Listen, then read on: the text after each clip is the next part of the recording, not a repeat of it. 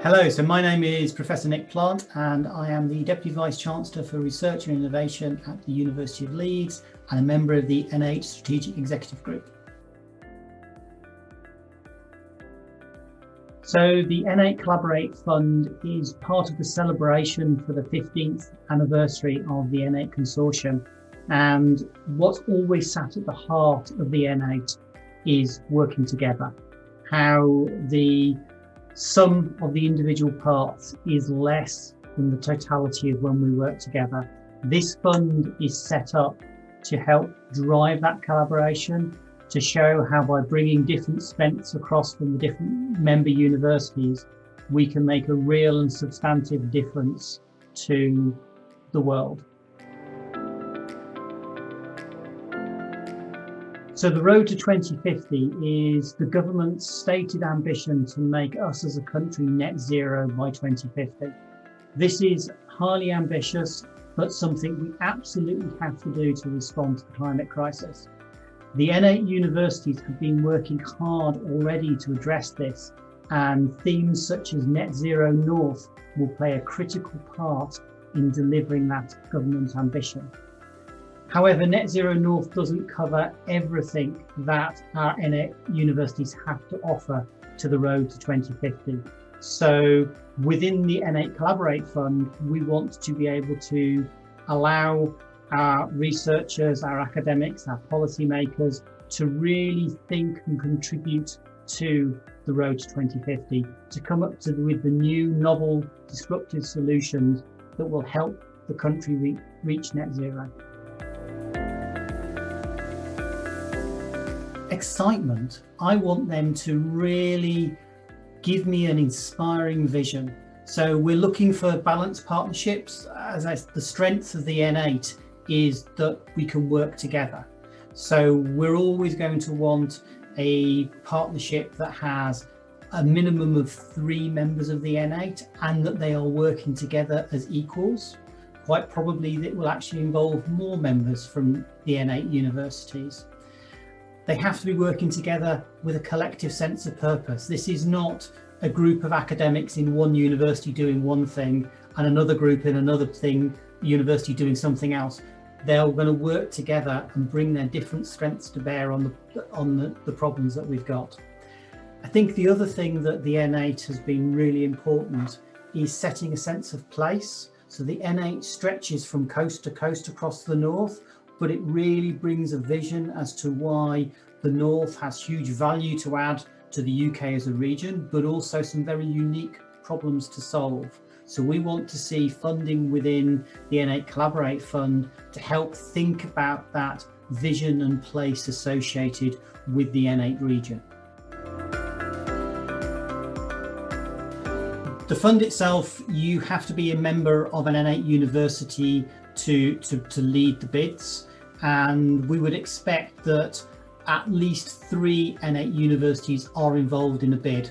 In reality, it may well be more. It could be across to the entire the N8. It's about thinking about what skills you need to bring into that.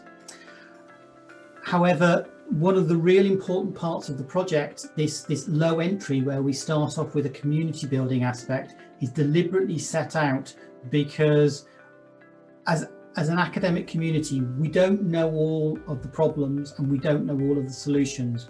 We need to work with partners across the region to really co-design the projects that we're building. So we would expect that as part of the funding, you're asking for looking at working with non-academic partners to build communities and really make sure that the applications are as strong as possible and will deliver real strength.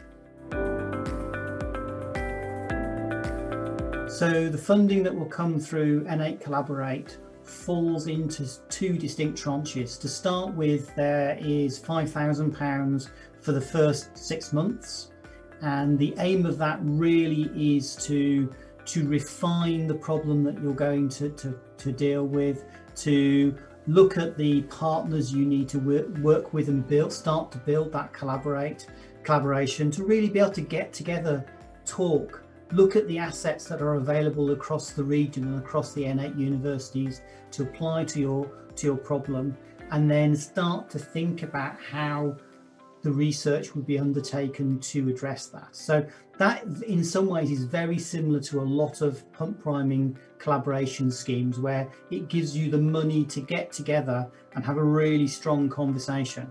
Where I think that N8 Collabor8 stands out is that this is then linked to the opportunity at the end of that period to apply for the uplift funding of up to £25,000 for up to 18 months, where you can take that network that you've built, you can take the research ideas and turn them into reality and really drive forward and move this from just a thought exercise to something that will start to deliver real positive impact.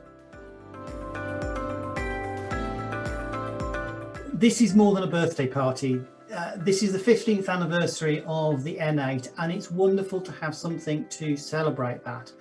But actually, I think the N8 Collabor8 Fund will do much more than that. One of the challenges we've seen through the global pandemic is the inability to get together and talk to each other, to really think about how we deal with the knotty problems. So this is wonderful. This really excites me. The ability now for us to say we can fund people to get together, to spend the time to talk about the things they're passionate about. So I see this very much as an opportunity for us to empower people to do the things they really want to do, but perhaps haven't yet had the chance.